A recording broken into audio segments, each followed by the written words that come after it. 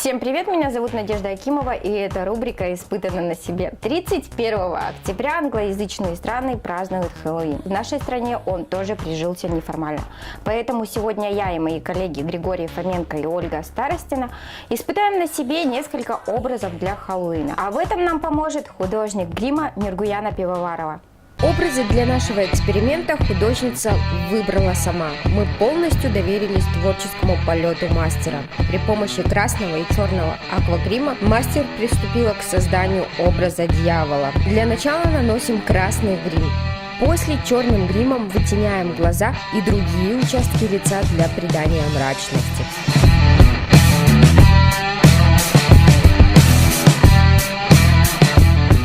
Рисуем брови и усы. Обязательно используем технику растушевки. Такой образ точно наведет жути на любого.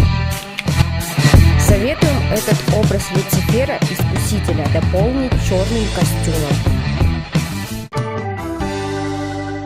Для Ольги мы выбрали один из самых популярных образов – Санта-Муэрте, или в переводе «Сахарный череп». Вначале наносим матовый белый, далее рисуем черты черепа.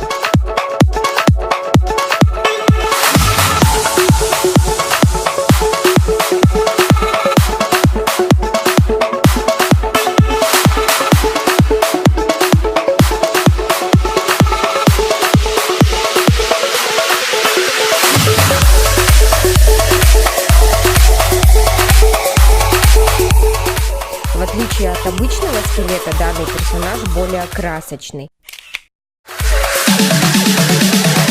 Чтобы образ был более ярким, предлагаем девушкам надеть платье с цветочным принтом и венок. Для меня Ниргуяна выбрала образ клоунессы, который по популярности побьет все рекорды в этот Хэллоуин. Высветлить кожу – основная задача мастера.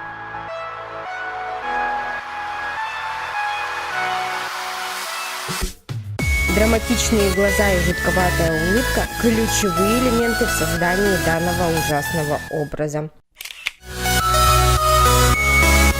Дополнить образ можно прической с высоким начесом и выбрать в гардеробе платье с пышной юбкой. Наши образы действительно ужасающие. С вами была Надежда Акимова. Хорошего вам Хэллоуина!